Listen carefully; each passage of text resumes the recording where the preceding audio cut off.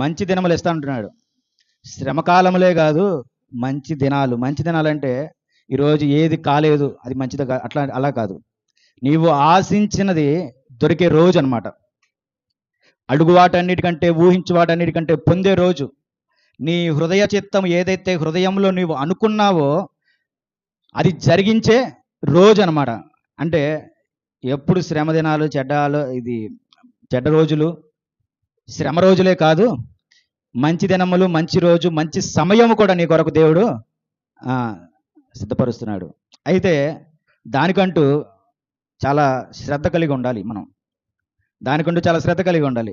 మంచి రోజులు, మంచి దినములు, నీవు అనుకున్నది స్థితి నెరవేరాలి అంటే, నువ్వు అనుకున్న దానికి నీవు వెళ్ళాలి అంటే, ఆ మంచి రోజును చూడాలంటే ఖచ్చితంగా నీ ప్రయత్నం ఉండాలి. అది దేవుడు ఇస్తానంటున్నాడు. చూద్దాము. దావీదు గారు రాసిన కీర్తన 40వ కీర్తన 1వ అధ్యాయం. యెహోవా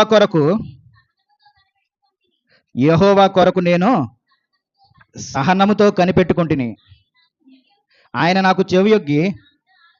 చూడండి, ఇక్కడ దావీదు గారు రాసినటువంటి కీర్తనలు చెప్తున్నాడు. దావీదు గారు అంట, యెహోవా కొరకు నేను సహనముతో కనిపెట్టుకుంటుని. మంచి దినములు చూడాలి అంటే సహనముతో కనిపెట్టుకో. ఆ మంచి రోజును, శ్రమలు లేనటువంటి ఆ రోజును, సంతోషకరమైనటువంటి ఆ దినాలను నీవు చూడాలి అంటే కొంచెం కనిపెట్టుకో. కనిపెట్టుకునేటప్పుడు ఎలాగ ఉండాలంట? ఏం కావాలి? సహనం ఉండాలి. సహనం లేకపోతే పడిపోతారు. పడిపోతారు. అంతకాలం నేను వెయిట్ చేయాలా? అసలు నాకేం పని, నేను ఉండాలా? వీళ్ళు ఆత్మీయంగా ఎదగలేనటువంటి వాళ్ళు, దేవుని కార్యాలను చూడలేనటువంటి వారు. చూడండి, అబ్రహాం ఓపికతో ఉన్నాడా? ఓపికతో ఉన్నాడు చక్కగా. ఆయన వాగ్దానం నెరవేరుస్తున్నాడు. ఏది కదలింపబడక మునిపే, ఏదైతే ఆయన ఆ దేశంలో ఉన్నాడో, ఇంకా దేవుడు అనుగ్రహించి దేశమునకు రాక మునిపే, నేను ఒక చోటుని నీకు, నీ జనానికి, నీ సంతానమునకు నేను ఇస్తానని అప్పుడే వృద్ధాప్యంలోకి వెళ్ళిపోయాడు ఆయన. ఇంకా పిల్లలు పుడతారా అనుకున్నాడు ఆయన. కానీ దేవుడు ఆయనకు కార్యం జరిపించాడు. ఆయన వేచి ఉన్నాడు, ఓపికతో వేచి ఉన్నాడు. దేవుడు తన కార్యమును జరిపిస్తాడని నమ్మకంతో ఉన్నాడు, విశ్వాసముతో ఉన్నాడు, ఓపికతో ఉన్నాడు, ఎదురు చూశాడు, సహనము కలిగి చూశాడు. ఆయన కార్యం జరిపించాడు దేవుడు. దావీదు చిన్న వయసులో ఉన్నప్పుడే సమూయేలు అభిషేకం చేశాడు. వెంటనే రాజయ్యాడా? అవలేదు, కొంత సమయం పట్టింది. సమయం పట్టే అంత కాలము కూడా శ్రమలే ఎదుర్కొన్నాడు ఆయన. పారిపోయాడు, అనేక చోట్లకు పారిపోయాడు. ఎందుకు? సౌలు చంపుతాడేమోనని, రాజైనటువంటి సౌలు నన్ను చంపుతాడేమోనని భయపడి అనేక చోట్లకు పరిగెత్తాడు. అంటే రాజయ్య ముందు ఆయన ఎంత శ్రమ పడ్డాడో చూడండి. కాబట్టి ఆ దినములంతా ఆయన ఓపికతో ఉన్నాడు. యోసేపును అమ్మేశారు. ఎవరికి? ఐగుప్తులకి అమ్మేశాడు. తన అన్నలే అమ్మేశారు. కానీ ఒక స్థాయికి రావడానికి కొన్ని సంవత్సరాలు పట్టింది యోసేపుకు. 13 సంవత్సరాలు, 14 సంవత్సరాలు, కొన్ని సంవత్సరాలు పట్టింది. ఐగుప్తు దేశానికి ఒక గొప్ప అధికారిగా ఆయన నియమింపబడ్డాడు. ఆయన యొద్ద అనేక మంది సేవకులు ఉన్నారు, ఓపికతో ఉన్నారు. కాబట్టి మీరు కూడా ఓపికతో ఉండండి. దేని కొరకు? మీకు ఏర్పడబోతున్న మంచి రోజు కొరకు, మంచి సమయం కొరకు మీరు ఓపికతో ఉండండి. ఈ రోజు దినములన్నీ చెడ్డవిగా ఉండవచ్చు, కానీ దేవుని నమ్ముకున్నప్పుడు మీ రేపటి దినములు ఎలా ఉండబోతున్నాయంట? మంచి రోజులుగా ఉండబోతున్నాయి, మంచి దినాలుగా ఉండబోతున్నాయి. కాబట్టి సందేహం వద్దు మీకు. యోహాను రాసిన పత్రిక 11వ అధ్యాయం 1 నుంచి 11. మరియా ఆమె సహోదరి అయిన మార్త అనువారి గ్రామమైన బేతనీలోనున్న లాజరు ఒకడు. చూడండి, లాజరు రోగి ఆయన. లాజరు వాళ్ళ అక్క వాళ్ళు ఎవరు? మార్త మరియా. ఓకేనా? ఓకే. ఈ లాజర్కి ఒక రోగముతో బాధపడుతున్నప్పుడు వీళ్ళు క్రీస్తు ప్రభు వారికి కబురు పంపారు. లాజరు రోగంతో బాధపడుతున్నాడు, మీరు స్వస్థపరచాలి. అర్థమైంది కదా? ఎందుకంటే క్రీస్తు ప్రభు వారికి ఆ శక్తి ఉంది, అందరినీ స్వస్థపరిచే శక్తి ఉంది. చక్కగా ఆయన అందరినీ స్వస్థపరిచాడు. కుంటివారిని, గుడ్డివారిని అందరినీ బాగు చేశాడు. ఇదంతా వీళ్ళందరూ చూశారు చక్కగా. ఎవరు? ఈ మార్త మరియా, అనేకులు కూడా చూశారు. కాబట్టి మార్త మరియా ఆ లాజరుకు ఏదైతే రోగం వచ్చిందో దానిని బట్టి క్రీస్తు ప్రభు వారిని పిలుచుకోవాలనుకున్నారు, కబురు పంపారు. ఓకేనా? అయితే క్రీస్తు ప్రభు వారు అక్కడ లేరు. వేరొక పట్టణంలో ఉన్నారు.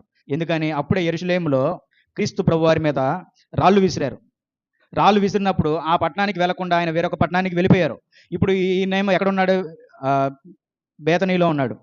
ఆయనేమో వేరే పట్టణంలో ఉన్నారు. ఇప్పుడు కబురు పంపారు, క్రీస్తు ప్రభువారు వెళ్ళలా. 2 రోజులు అయిపోయింది. క్రీస్తు ప్రభువారు వెళ్ళ. 2 రోజులు అయిపోగానే లాజరు ఏమయ్యాడు? చనిపోయాడు. తీసుకెళ్ళి ఎక్కడ ఉంచాలో అక్కడ పెట్టేశారు. ఇది వాళ్ళ గుహ ఉంటుంది. ఆ కాలం మంది ఆచార పద్ధతిలో గుహ ఉంది. ఆ గుహలో ఆయనను కట్టేసి అక్కడ పడుకోబెట్టేశారు. 2 రోజులు అయిపోయింది. తర్వాత క్రీస్తు ప్రభువారికి కబురు తెలిసింది. లాజరు చనిపోయాడని కబురు తెలిసింది. చనిపోయిన తర్వాత కూడా వెళ్ళ. పక్కనున్న వాళ్ళు అంటున్నారు అందరూ, క్రీస్తు ప్రభువారు అనేకులను స్వస్థపరిచాడు, అనేకులను కుష్ఠరోగులను, మోగవారిని, కుంటివారిని, గుడ్డివారిని బాగుపరుస్తాడు. చనిపోయిన వాళ్ళని లేపే శక్తి ఆయనకు లేదేమో, అందుకే రాలేదేమో అనుకుని ఉండొచ్చు. అనుకుని ఉంటారు లేదా? 11వ అధ్యాయం 37వ వచనం. వారిలో కొందరు ఆ గుడ్డివాని కనులు తెరిచిన ఈయన ఇతనిని చావకుండా, చూసారా ప్రశ్న ఎత్తున్నారు లేదా? ఇతనిని చావకుండా చేయలేరా అని క్రీస్తు ప్రభువారిని ప్రశ్నిస్తున్నారు. అప్పటికి 4 రోజులు ఎవరిని? లాజర్ని ఆ సమాధిలో ఉంచి 4 రోజులు అయిపోయింది. 4 రోజుల తర్వాత వచ్చాడు. 4 రోజుల తర్వాత వెంటనే ఈవిడ పరిగెత్తుకొని వెళ్ళింది. ఎవరో మార్త పరిగెత్తుకుంటూ వెళ్ళింది. నీవు ఇక్కడ ఉండినట్లయితే నా తమ్ముడు చావకుండా బ్రతికేవాడు. అప్పుడు ఆయన అంటాడు, ఇప్పటికి పోయింది ఏమీ లేదు తల్లి. మరలా మరియ దగ్గరికి వెళ్ళింది. మరియ కూడా బయటకు వచ్చింది. అయ్యా, నీవు ఇక్కడ ఉండినట్లయితే నా తమ్ముడు లాజరు చావకుండా బ్రతికి ఉండేవాడు అని అంటుంది. కానీ క్రీస్తు ప్రభువారు నీవు విశ్వాసంతో నమ్మినట్లయితే నీ తమ్ముడు బ్రతికింపబడతాడు అని క్రీస్తు ప్రభువారు చెప్పాడు. నాకు తెలుసయ్యా, అది పునరుత్థాన దినం రోజున ఆయన తిరిగి లేపబడతాడని నాకు తెలుసు అంటుంది. నీవు అన్నట్లే జరుగుద్దని క్రీస్తు ప్రభువారు కూడా అన్నారు. అయితే లాజరు బయటికి రా, ఆ రాయిని తీయండి అన్నాడు ముందు. అప్పుడు మరియా అంటుంది, అయ్యా చనిపోయి 4 దినములు అయిపోయింది, శవం ఇప్పుడు కుళ్ళిపోద్ది, వాసన వస్తుంది, తీయొద్దు అంటది. అయినప్పటికీ క్రీస్తు ప్రభువారు నీవు విశ్వాసముతో నమ్మినట్లయితే సమస్తము నీకు సాధ్యమే. తీయండి, ఏప్రిల్కి రాసిన పత్రిక. ఎక్కడుంది విశ్వాసమును గురించి? విశ్వాసం అనున్నది నిరీక్షింపబడి వాటి యొక్క నిజస్వరూపమును అదృశ్యమునైనవి యున్నవనుటకు రుజువునైన. చూడండి, ఆ విశ్వాసము నీకుంటే సాధ్యం కానిది సాధ్యం అవడానికి నీ విశ్వాసమే సహకరిస్తుంది. నీ విశ్వాసమే సాక్ష్యము. నీలో ఉన్న విశ్వాసమే జరగనటువంటి వాటికి అవి జరుగుతాయి అనడానికి. కాబట్టి నీ విశ్వాసముగా ఉండినట్లయితే నువ్వు అనుకున్న దానికంటే ఎక్కువ ఈరోజు జరగబోతుంది. మరియతో చెప్పాడు. వెంటనే అది రాయి తొరలించండి, లాజరు బయటికి రా అన్నాడు క్రీస్తు ప్రభువారు. లాజరు బయటికి రా అంటే వెంటనే బయటికి వచ్చాడు. లాజరు బయటికి వచ్చాడు. అందరూ ఆశ్చర్యపోయారు. చనిపోయిన వాణి సైతం ఇప్పుడు ఏం చేయగలిగాడు దేవుడు? క్రీస్తు ప్రభువారు బ్రతికించాడు. చనిపోయిన వాణి సైతం క్రీస్తు ప్రభువారు బ్రతికించాడు. అదేంటి, రోగిగా ఉన్నప్పుడే బ్రతికించవచ్చు కదా, లేదా చనిపోయిన రోజే వచ్చి బ్రతికించవచ్చు కదా. అదో 2 రోజులు, తర్వాత సమాధిలో 4 రోజులు, మొత్తం ఎన్ని రోజులు? 6 రోజుల తర్వాత మరలా క్రీస్తు ప్రభువారు వచ్చాడు. ప్రతిదానికి తగిన సమయము ఉన్నది. తగిన సమయం ఉంది. ఆ రోగిగా ఉన్నప్పుడే వచ్చారనుకో,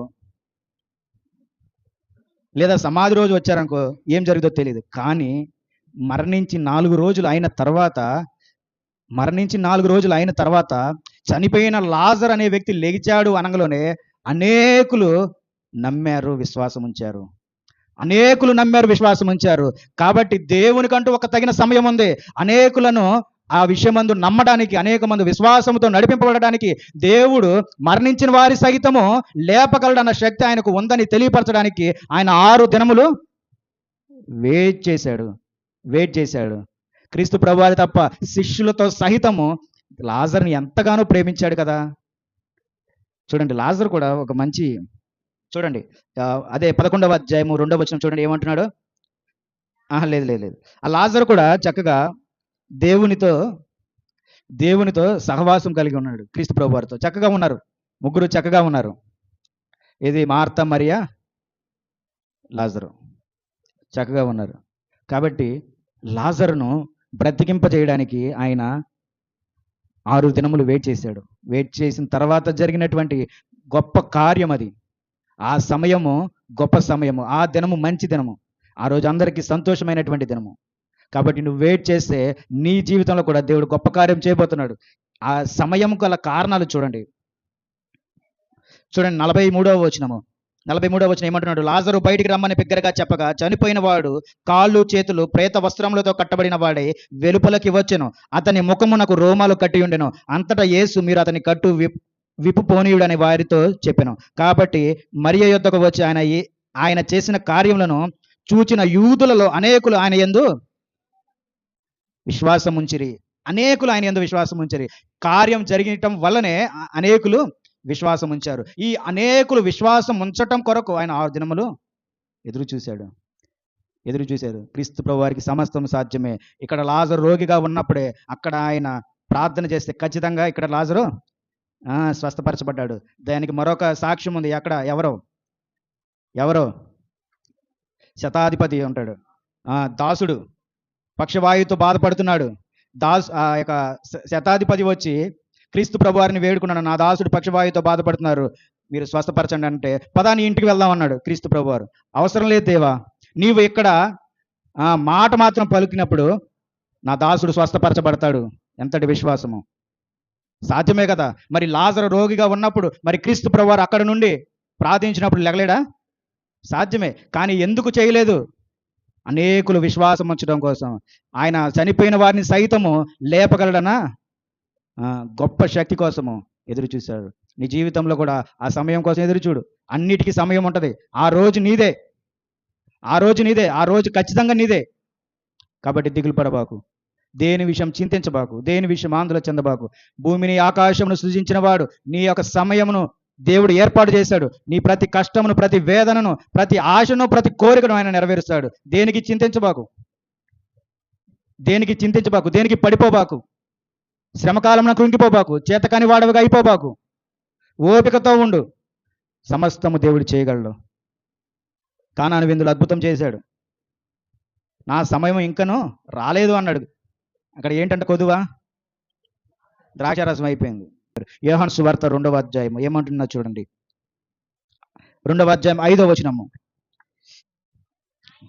ఆయన తల్లి పరిచారకులను చూచి, చూడండి, ఆయన మీతో చెప్పుడని చేయుడని, ఆయన మీతో ఏదైతే చెప్తున్నాడో, అంటే ఆయన వాక్యం ఏదైతే చెప్తుందో అది మీరు జరిపించాలి. ఆయన కార్యములు, ఆయన క్రియలు ఏవైతే ఉన్నాయో వాటిని జరిపించాలి. యథార్థంగా భక్తిగల జీవితంతో జరిపించాలి. అప్పుడే మనం అవన్నీ పొందుకోగలుగుతాము. కాబట్టి ఆయన మనతో చెప్పినది మనము చెయ్యాలి. ప్రార్థన చేయాలి, పాటలు పాడాలి, వాక్యం వినాలి, ఆయన రాజ్యం కొరకు ప్రార్థన చేయాలి, అనేకుల కొరకు ప్రార్థన చేయాలి. యుద్ధాలు జరుగుతున్నాయి, యుద్ధాల కొరకు ప్రార్థన చేయాలి. మోకరిస్తే ఎంతసేపు నీ గురించే అవుతుంది. నీ గురించి ప్రార్థించుకోవడమే నీకు సరిపోతుంది. నీ కష్టాలతోనే సరిపోతుంది నీ కాలము. యుద్ధాల గురించి చేయాలి, భారతదేశం గురించి చేయాలి, మన రాష్ట్రం గురించి చేసుకోవాలి, సంఘముల గురించి చేయాలి. ఇది కూడా అందులో భాగమే. కానీ లేదు, ఎప్పుడుకో ఒకసారి ప్రార్థన చేస్తాం. ఆ ప్రార్థన చేసినప్పుడు కూడా నీ గురించే చేస్తావు. ఆ చేసేది కూడా కష్టకాలంలోనే చేస్తావు. కాబట్టి దేవుడు మనల్ని సృష్టించాడు, ఏర్పరిచాడు. చక్కగా చెప్తున్నాడు, తగిన సమయం, మంచి దినములు వస్తున్నాయి, దిగులు పడబాకు, చింతింపబడబాకు, మంచి దినములు నీకున్నాయి, నేను ఏర్పాటు చేస్తున్నాను నీ కోసము, నువ్వు చింతించబాకు అంటున్నాడు. చూడండి, లూకాసు వార్త 24వ అధ్యాయం 49వ వచనం చూడండి. ఇదిగో నా తండ్రి వాగ్దానము చేసినది నీ మీదకు పంపుచున్నాను. మీరు పైనుండి శక్తి పొందు వరకు పట్టణంలో నిలిచి ఉండుడని. ఎన్నో రోజులు క్రీస్తు ప్రభువారు మరణించి తిరిగి లేపబడి పునరుద్ధానుడై దేవుని కుడిపార్శ్వమున కూర్చున్న తర్వాత నుంచి క్రీస్తు ప్రభువారి శిష్యులతో చెప్పినటువంటి మాట ఏంటి? ఓపికతో ఉండండి. శక్తి పొందే వరకు, పైనుండి శక్తి పొందే వరకు మీరు ఇక్కడే ఓపికతో ఉండండి. వాళ్ళు కూడా ఓపికతోనే ఉన్నారు. 2 రోజులు 3 రోజులు చూసి రావట్లేదులే, ఇంక మనం పనులకు వెళ్ళిపోదాం, చేపలు పట్టుకుందాంలే అనుకుని పోలేదు వాళ్ళు. ఆయన రాజ్యం పని మీద భారం కలిగి ఉన్నారు కాబట్టి ఆయన తిరిగి లేపబడి వెళ్ళాడు. ఖచ్చితంగా ఆయన తన మాటను నెరవేర్చుకుంటాడు అన్న మాట చేత వారు ఓపికతో ఉన్నారు, ఎదురు చూశారు. ఆయన శక్తి కొరకు ఎదురు చూశారు, ఆయన బలం కొరకు ఎదురు చూశారు. ఆ సమయం ఎన్ని రోజులు పట్టింది? చాలా రోజు 40 డేసా 50 డేస్ దాకా పట్టింది. ఓకేనా? ఎదురు చూశారు వాళ్ళు, ఎదురు చూశారు, ఓపికతో ఉన్నారు ఆ శక్తి పొందే వరకు. ఆయన కూడా అదే చెప్పాడు, నేను మీకు శక్తిని ఇచ్చే వరకు మీరు ఓపికతో ఉండండి, ఓపికతో ప్రార్థన చేసుకుంటూ కనిపెట్టుకొని ఉండండి అంటున్నాడు ఆయన. కనిపెట్టుకొని ఉండండి. మొదటి రోజు పడిపోతున్నారు, రెండో రోజు పడిపోతున్నారు, మూడో రోజు ఆయన ఇచ్చేదాకా కనిపెట్టుకొని ఉండండి. చెప్పాడు కదా, ప్రతి దానికి సమయము కలదు, ప్రతి దానికి సమయం, ప్రతి ప్రయత్నము, ఆకాశం క్రింద జరుగుతున్న ప్రతి ప్రయత్నమునకు సమయం కలుగుతూ. కాబట్టి నువ్వు చింతించబాకు, దేవుడిని కార్యం చేస్తున్నాడు. నువ్వు మనసు పెట్టు, దేవుని యందు మనసు పెట్టు, దేవునికి మనసిము. ఖచ్చితంగా ఆయన యందు మనసు పెట్టినప్పుడు నీ ప్రయత్నము సఫలమవుతుంది, జరిపేస్తాడు ఆయన కార్యము. మీ హృదయం మీద ఈరోజు చేసుకొని చక్కగా మీరు ధైర్యంగా ఉండొచ్చు. ఆయన నీ కార్యం చేయబోతున్నాడు. నిన్ను సృష్టించిన దేవుడు నీకు సమస్తము జరిగింపబోతున్నాడు. నీ చింత యావత్తు ఆయన మీద ఉంచు, నీ భారమంతా ఆయన మీద ఉంచు. నిన్ను సృష్టించిన దేవుడు నీ ప్రతి కార్యమును, ప్రతి అవసరతను ఆయన నెరవేరుస్తున్నాడు. చూడండి ఒకసారి మరలా దావీదు గారు రాసిన కీర్తనలో 40వ కీర్తనకి రండి. ఈరోజు మరలా మాట్లాడుకుందాం వాటి విషయాలు. 40వ కీర్తన చదవమ్మా. యెహోవా కొరకు నేను సహనముతో, చూడండి కార్యము జరగాలంటే సహనముతో కనిపెట్టుకుని ఉండాలి. నీ సహనం లేకపోతే నువ్వు పొందుకోలేవు, పడిపోతావు. సహనముతో ఉండాలి. ఉంటారా ఉండరా? ఉండాలి. అది కావాలి అనుకుంటే అది ఎంత పెద్దదైనా సరే, ఎంత చిన్నదైనా ఎంత పెద్దదైనా నీకేముండాలంటే నీలో సహనం ఉండాలి. సహనము, ఓర్పు, ఓపిక లేకపోతే నువ్వు గెలవలేవు. ఆయన నాకు చెవియొగ్గి నా మొర ఆలకించెను, నాశనకరమైన గుంటలో నుండి, జిగటగల దొంగ ఊబిలో నుండి ఆయన నన్ను పైకెత్తాడు. నేను సహనముతో ఉన్నాను కాబట్టి, కనిపెట్టుకొని ఉన్నాను కాబట్టి ఆయన తన ఏమంటున్నాడు, నాశనకరమైన గుంటలో నుండి, అంటే నాశనకరమైనటువంటి గుంటలో పడకుండా నేను ఏం చేస్తున్నాడు, కాపాడుతున్నాడు. జిగటగల దొంగ ఊబిలో నుండి ఆయన నిన్ను పైకెత్తను, నా పాదములు బండ మీద నిలిపి నా అడుగులు స్థిరపరిచెను. చూడండి, తప్పించుకొని తిరుగుతూ ఉంటున్నాడు, అందులో పడిపోకుండా ఆయనను మరలా సురక్షితంగా నిలబెడుతున్నాడు. నిన్ను కూడా అంతే చేస్తున్నాడు దేవుడు, నిన్ను సురక్షితంగా నిలబెడుతున్నాడు. ఆ కష్టకాలంలోనే నిన్ను ఇబ్బంది పెట్టాలని కాదు, బంధించాలని కాదు, ఆయన పైకెత్తుతున్నాడు. ఆయన 100వ కీర్తనలో ఒక మాట ఉంది చూడండి, 3వ వచనము. మరలా ఈ విషయానికి వద్దాం. 100వ కీర్తన, యెహోవాయే దేవుడని తెలుసుకొనుడి, ఆయనే మనలను పుట్టించెను, మనము ఆయన వారము, మనము ఆయన ప్రజలము, ఆయన మేపు గొర్రెలము. యెహోవాయే మన దేవుడు. చూశారుగా, మనం ఆయన వారము, ఆయన ప్రజలము, ఆయన మేపు గొర్రెలము. ఎందుకు విడిచిపెడతాడు? మనం ఆయన ప్రజలము కాబట్టి ఈరోజు సహనంతో కనిపెట్టుకుని ఉండు. ఆ దొంగ ఊబిలో, అదేం ఊబిలో కూడా నీకు తెలియదు, ఇంకా అసలు నువ్వు ఊబిలో ఉన్నావో లేదు కూడా తెలియదు, కానీ నువ్వు ఊబిలోనే ఉన్నావు. అందులో నుంచి ఆయన లేపుతున్నాడు. ఆ దొంగ ఊబి ఏదో కాదు, ఆ దురాత్మ, అపవిత్రాత్మ, అపవాది సాతానుడి యొక్క ఊబిలో నువ్వు పడ్డావు. సాతానుడు వేసినటువంటి ఊబిలో, వాడు ఏర్పరచినటువంటి ఆ గుంటలో నువ్వు పడ్డావు. కానీ ఓపికతో ప్రార్థించు, అందులో నుంచి నిన్ను ఆయన పైకి లేపుతున్నాడు. వెళ్ళిపోయాడు, చేప కడుపులోకి వెళ్ళిపోయాడు. 3 రోజులు ఉన్నాడు. ఓపికతో, నమ్మకంతో ప్రార్థన చేశాడు యోనా గారు. బయటకు వచ్చాడు లేదా? నువ్వు కూడా వస్తున్నావు బయటికి, నువ్వు కూడా వస్తున్నావు బయటికి. నువ్వు అందులోనే ఉండి చనిపోవాలని దేవుని ఉద్దేశం కాదు. నువ్వు రావాలంటే బయటికి ఓపికతో కనిపెట్టుకుని ఉండు, నమ్మకం విశ్వాసంతో ఉండు, నమ్మకం విశ్వాసంతో ఉండు. ఎందుకంటే ఆయనే మన దేవుడు, మనం ఆయన వారము, ఆయన ప్రజలము, ఆయన మేపు గొర్రెలము, ఆయన రక్షించు బిడ్డలము మనమే. చూడండి, నాశనకరమైన గుంటలో నుండి, జగటగల దొంగ ఊపిలో నుండి ఆయన నిన్ను పైకెత్తును. ఈ లోకమందు ఏ నాశనకరమైనటువంటి, నిన్ను నాశనం చేసే ఏదైనప్పటికీ దేవుడు నిన్ను రక్షించబోతున్నాడు. చూడండి ఇంకో మాట చూడండి, గర్విష్ఠులనైనను త్రోవ విడిచి అబద్ధముల తట్టు తిరుగు వారినైనను లక్ష్య పెట్టక యెహోవాను నమ్ముకుని వాడు. చూడండి, గర్విష్ఠులైనను త్రోవ విడిచి అబద్ధముల తట్టు తిరుగు వారినైనను లక్ష్య పెట్టకు. ఆలయాలను లక్ష్య పెట్టద్దన్నారు. వాళ్ళని బట్టి నీ యొక్క భక్తి జీవితాన్ని మార్చుకోబాకు. యెహోవాను నమ్ముకుని వాడు ధన్యుడు. యెహోవా నా దేవా, నీవు మా ఎడల జరిగించిన ఆశ్చర్య క్రియలను, మా ఎడల నీకున్న తలంపులను బహు విస్తారములు.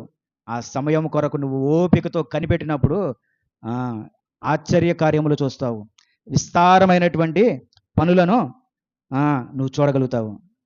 ఆయన నీ కోసం, నీ గురించి ఆయన తలంపులు ఎన్నో విస్తారమైనవిగా ఉన్నాయి. అంటే నీ గురించి చాలా విస్తారమైనటువంటి తలంపులు ఆలోచన చేస్తున్నాడు. ఎవరో? దేవుడు, యెహోవా దేవుడు. కాబట్టి శ్రద్ధ కలిగి ఉంచండి, ఓపికతో ఉండండి, ఓపికతో కనిపెట్టుకోండి. అజ్ఞానంతో బ్రతకద్దు దయచేసి. జ్ఞానంతో ఉండండి, మెలకువ కలిగి ఉండండి. దేవుని వాక్యము నీ హృదయంలో ఉంచబడింది. అది నీ హృదయంలో పెట్టుకొని చక్కటి జ్ఞానము మెలకువతో నువ్వు ఉండాలి, బ్రతకాలి. నిర్లక్ష్యం వద్దు దయచేసి. నిర్లక్ష్యం ఉంటే ఏ రోజు నువ్వు గెలవలేవు. నిర్లక్ష్యం ఉంటే ఈ ప్రతి ప్రయత్నంలోనూ నువ్వు విఫలమే అవుతావు. నిర్లక్ష్యం ఉంటే నీకు పట్టుదలగా ఉండలేవు, గెలుపొందలేవు, ఓడిపోతావు, జీవితంలో ఓడిపోతావు. కాబట్టి నిర్లక్ష్యం వద్దు. దేవుని బిడ్డలకు నిర్లక్ష్యం ఉండకూడదు. ప్రతి విషయమునందు నువ్వు జాగ్రత్తగా ఉండండి. ఏమంటున్నాడు? యెహోవా నా దేవా, నీవు మా ఎడల జరిగించిన ఆశ్చర్య క్రియలను, మా ఎడల నీకున్న తలంపులను బహు విస్తారములు. కాబట్టి దేవుడు ఆ ప్రతి తలంపు నీ మీద ఆలోచన చేసి ఉన్నాడు, వాటన్నిటి నెరవేర్చువాడిగా ఉన్నాడు. కాబట్టి దేవునికి ప్రతి విషయంలోనూ ఆయనకు సమయము కలదు, అన్ని కార్యములు జరిపించగలడు. ఓపికతో ఉండాలి. ఈరోజు మనము ఓపికతో కనిపెట్టుకొని ఉండాలి. యెషయా గ్రంథము 30వ అధ్యాయం చూడండి, 18వ వచనము. కావున మీ యందు దయ చూపవలెనని, చూడండి, మీ యందు దయ చూపవలెనని యెహోవా ఆలస్యము వేయుచున్నాడు. చూడండి, ప్రార్థన చేస్తున్నాము, సమాధానం రావట్లా. మీ యందు దయ చూపవలెనని కొంచెం ఆలస్యం చేస్తున్నాడంట. ఎవరో?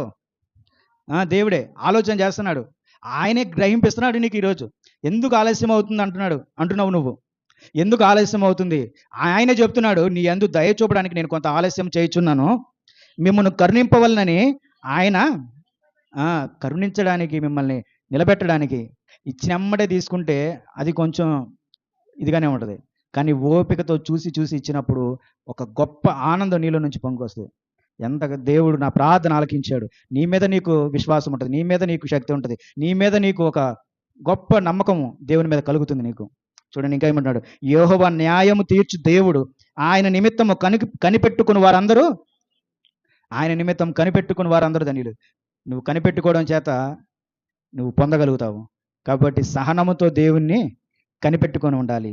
నీ హృదయ ఆలోచనలు ఏదైతే ఉన్నాయో అది పొందాలి, కార్యం సఫలము అవ్వాలి అనుకుంటే సహనముతో కనిపెట్టుకొని ఉండండి. సహనంతో కనిపెట్టుకొని ఉంటే ఆయన నీకు ఇవ్వబోతున్నాడు. అదే అధ్యాయం 15వ వచనం కూడా చూడండి.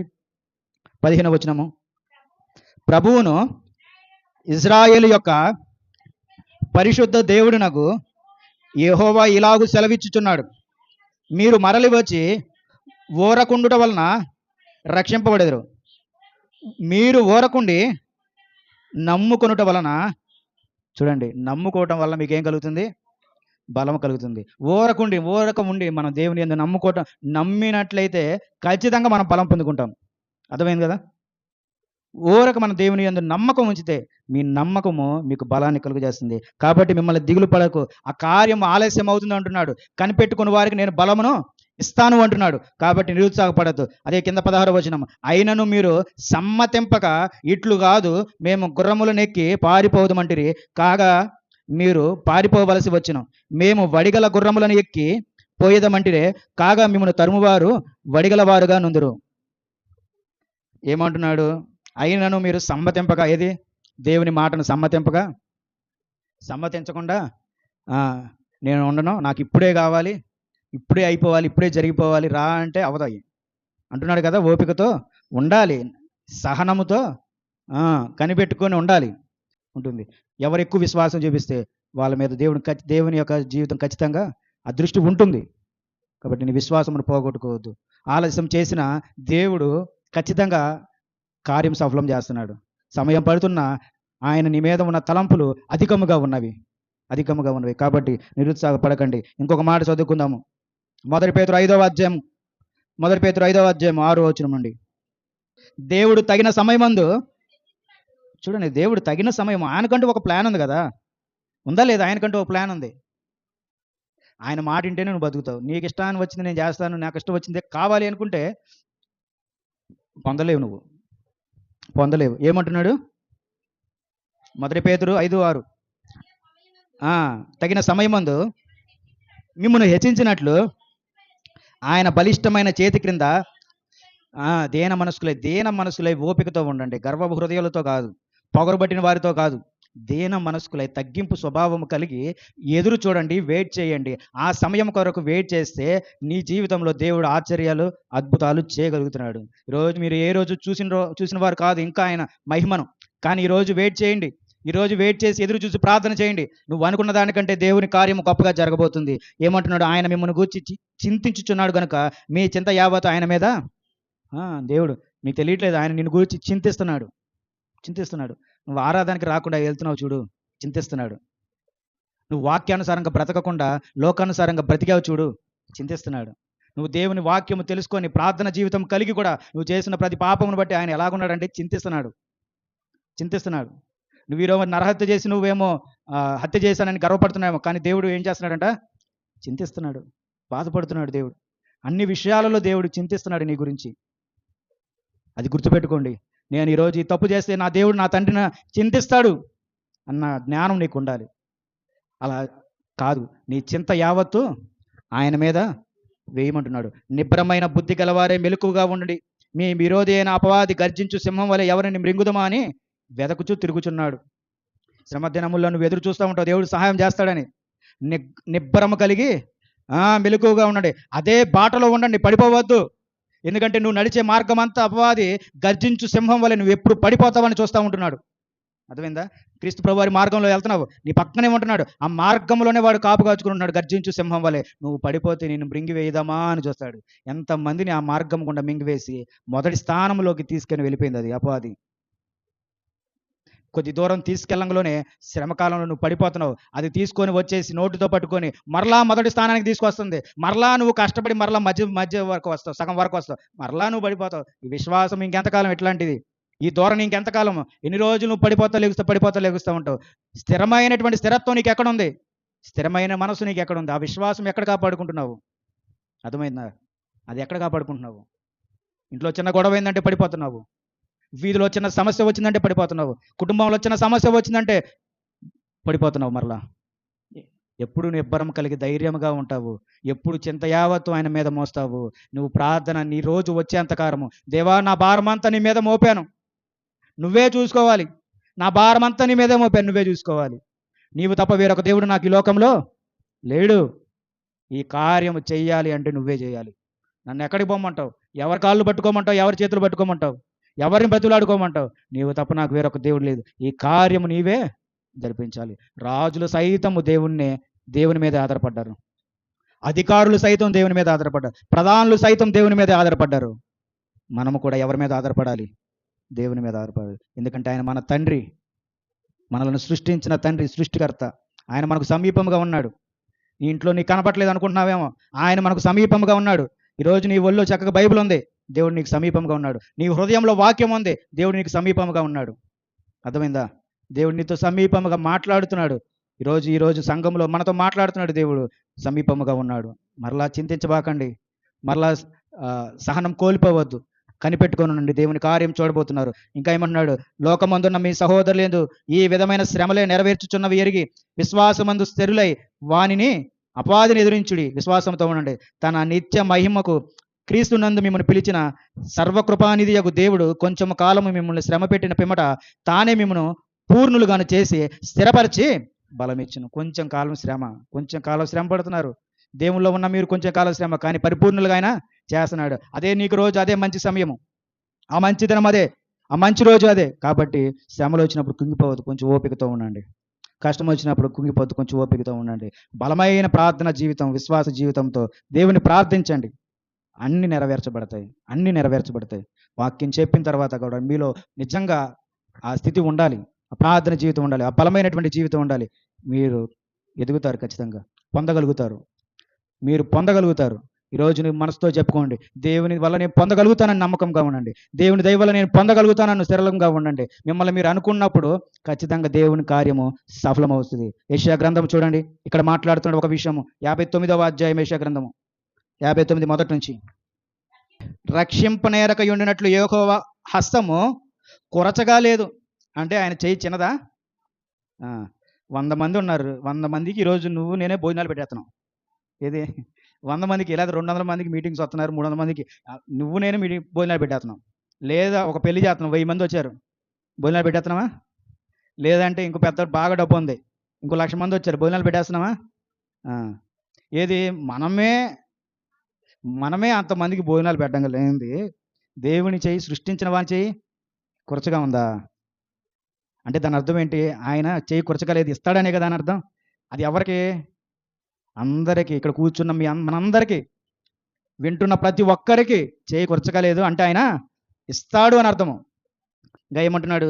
విననేరక ఉండినట్లు ఆయన చెవులు మందం కాలేదు. నా చెవులు వినపట్లేదు అని నువ్వు అనుకుంటున్నావేమో ఒకవేళ. దేవుని సహాయము ఆలస్యం అవుతుంది, ఆయన చేయి కురచగా ఉందేమో అంటే దాని అర్థం ఆయన దగ్గర లేదేమో, లేదా ఆయన చెవులు వినట్లేదు, మందముగా అంటే ఏంటి, పడుకున్నాడేమో. ఇట్లాంటివి మీ దోషములు మీకును మీ దేవునికి అడ్డముగా, అబ్బా ఇందుకే ఆలస్యం అవుతుంది, ఇందుకే నెరవేర్చట్లా. మీ దోషము మీకు మీ దేవునికి ఎట్లా ఉన్నాయంట?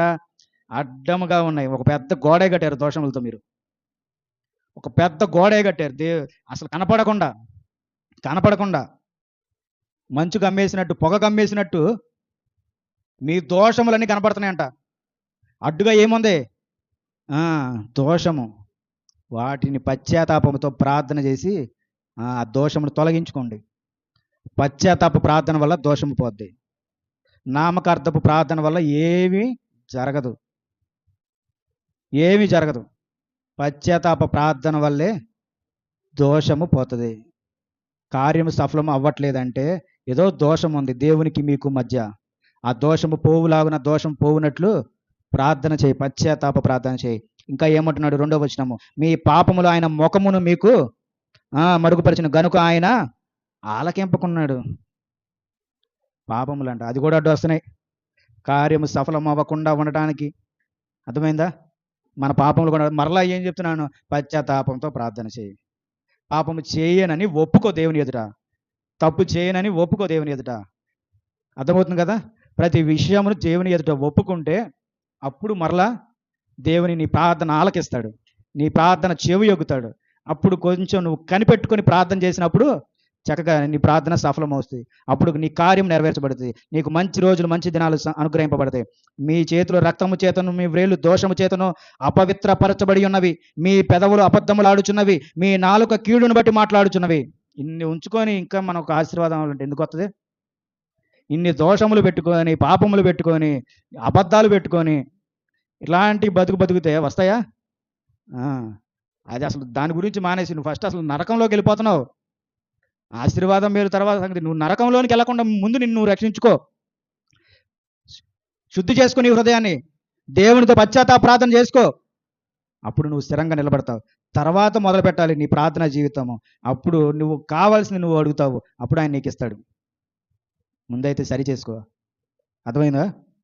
ఆశీర్వాదం కావాలని డబ్బులు కావాలి, డబ్బులు ఇస్తే ఏముంటుంది? హృదయం శుద్ధి లేకుండా ఎన్ని డబ్బులు ఇచ్చినా సరే నీ హృదయం శుద్ధి లేకపోతే నువ్వు నరకానికే. అంతేనా?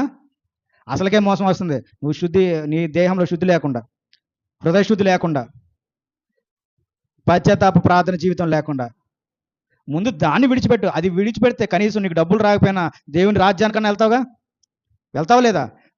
దాని మీద ఫస్ట్ మొదట దృష్టి దాని మీద ఉంచాలి. తర్వాత నీవు ఇంట్లో కావాల్సినవి, నీకు కావాల్సినవి ఏదైతే ఉందో వాటిని ఎందుకు ప్రయత్నం చేయి. అన్నిటికీ తగిన సమయం, తగిన కాలము వస్తుంది. అయితే మన దోషములు మనకు దేవునికి అడ్డుగా ఉన్నాయి. అందుకే నీ కార్యం సఫలం అవ్వట్లేదు. మంచి రోజు దొరకట్లా. శ్రమకాలంలో నీవు ఉంటున్నావు, శ్రమ దినాల్లోనే బ్రతుకుతున్నావు నీవు. అయితే ఈ లోకంలో నువ్వు శ్రమ పడుతున్నావు. దాని నుండి నువ్వు ఉండాలి అంటే మొదటగా నీ దోషమును, నీ పాపమును తీసివేసి కొంచెం ఓపికతో ఉంటే నీ అప్పుల బాధలు, నీ అనారోగ్య సమస్యలు, నీ కుటుంబ సమస్యలు, నీవు కావాల్సినది నెరవేర్చబడుతుంది. చెప్పాడు కదా ప్రసంగి గ్రంథంలో ఏంటంట?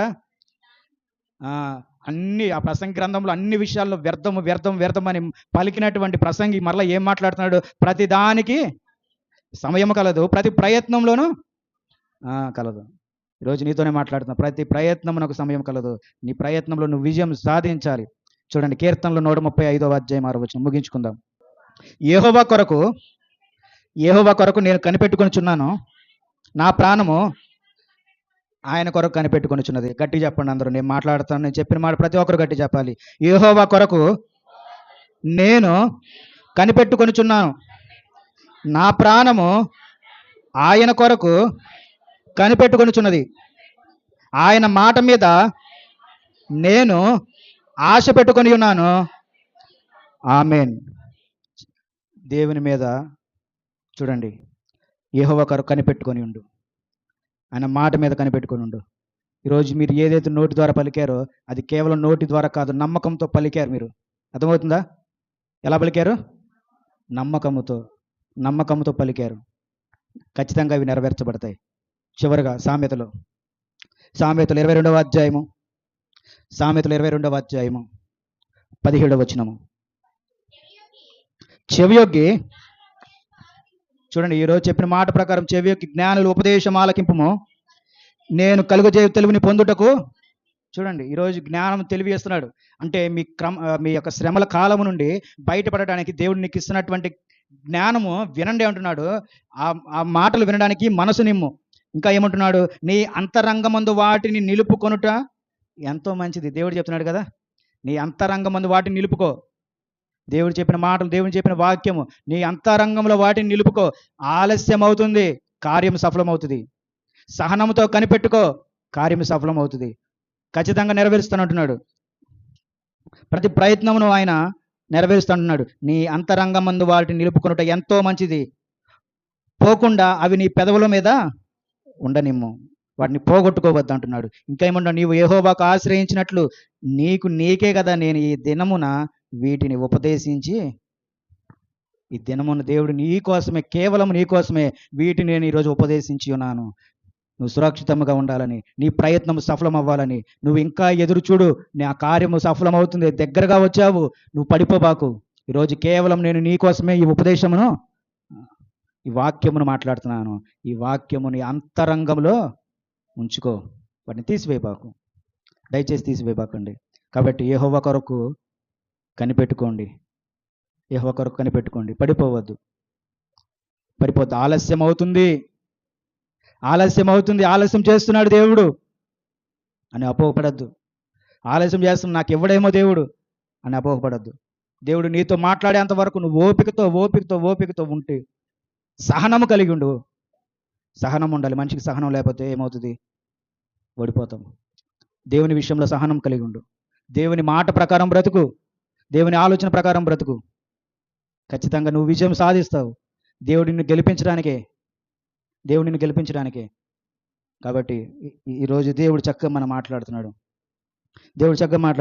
మీరు ఏదైతే అనుకున్నారో అవన్నీ సఫలం అవ్వాలి.